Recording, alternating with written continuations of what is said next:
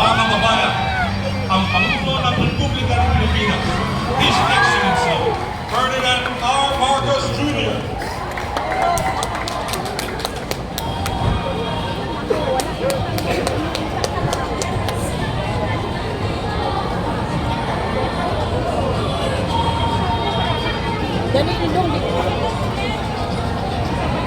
Ang VIP yung exit ng ano.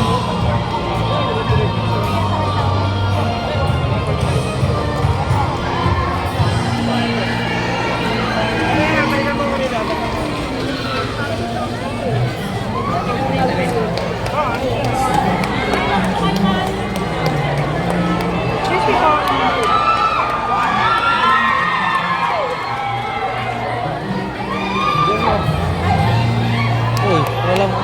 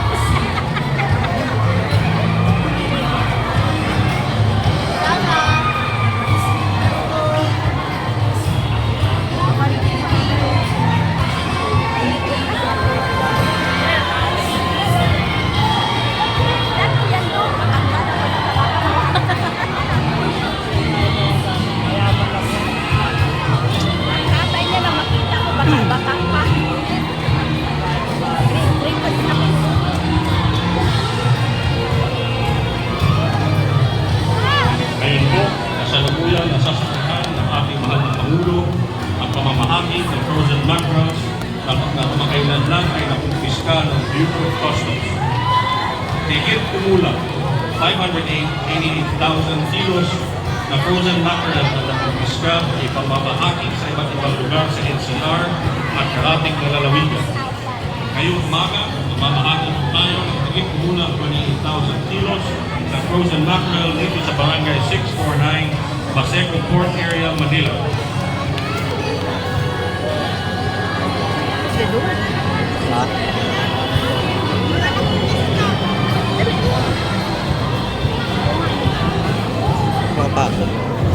At ngayon, tatawagan po natin si Mayor Hani Lacuna Pangan upang magbigay ng mensahe.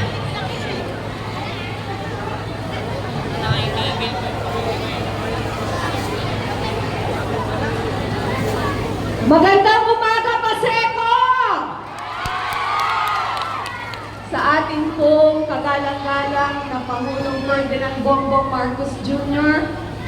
at sa mga kasamahan po natin sa paglilingkod sa ating bansa, sa ating pong mga kabarangay dito sa Paseco, kasama po ang kanila mga barangay council, isa po magandang umaga.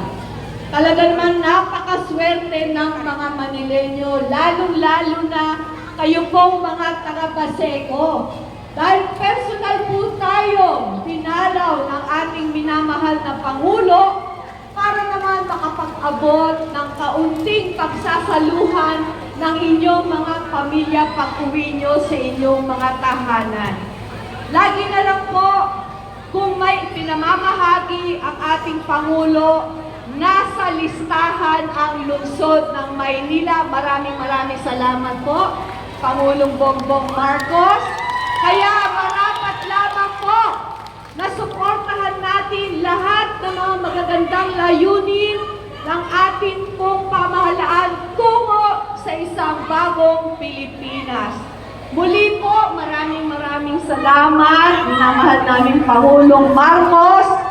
Napakabuti po ninyo sa amin pong mga Manileño. Magandang umaga po sa inyong lahat.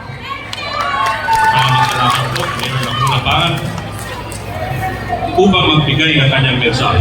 Ang Pangulo ng Republika ng Pilipinas, His Excellency Ferdinand R. Marcos Jr.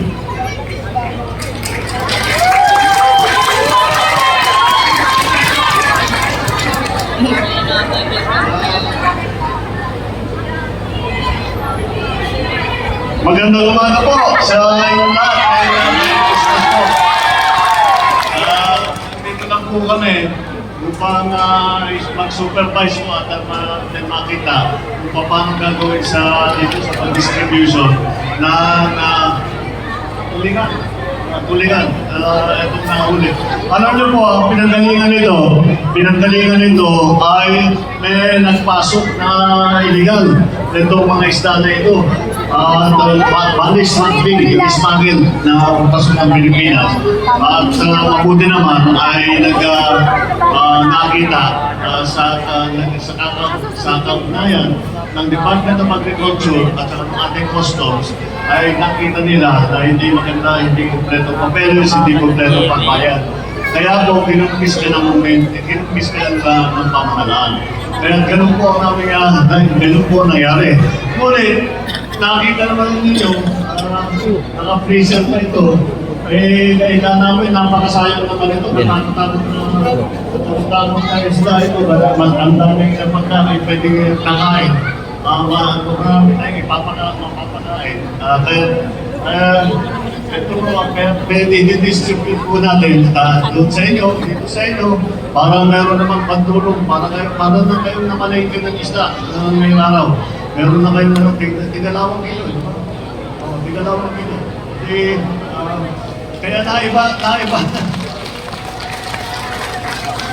Maraming salamat! Imbis na hamon at saka mga lechon, isda ang tulingan ang naming dala. Pero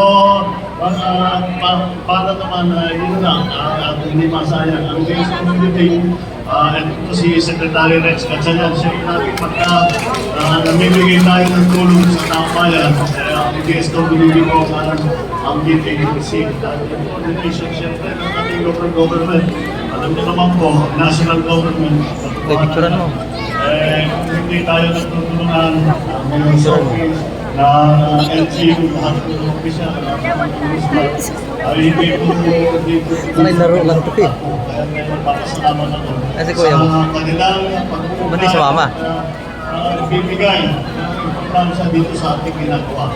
Okay, yun lang po at asahan po ninyo kapag may ganitong pangyayari, ang una namin iniisip kung paano gagamitin itong mga nauling mga bagay-bagay na ito. Kasi hindi mo magpatay.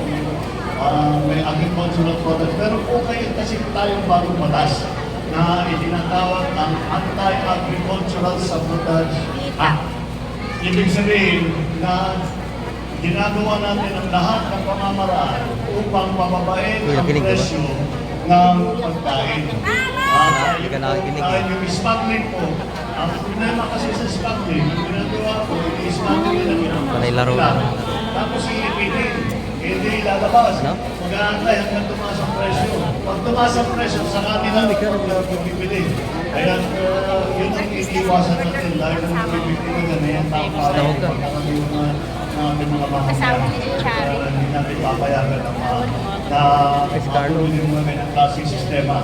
Kaya ang ginawa tama namin ng batas at pinapatibay natin. At kayo ngayon ang naging beneficiary dito sa ating nahuli na mga smuggled agricultural products. Ito nga sila na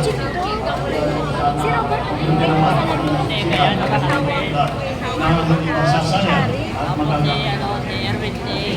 Maraming salamat. Merry Christmas po. Maraming salamat po mga kapatid. Dito na po nagtatapos ang ating maikling program. Muli, maraming salamat po mahal na Pangulo sa inyong pagkonsita dito sa Barangay 649, Paseo Port Area, Manila. Mga kababayan, ang Pangulo ng Republika ng Pilipinas, His Excellency Ferdinand R. Marcos Jr. Sir, ma'am, sublang. Ay, sir.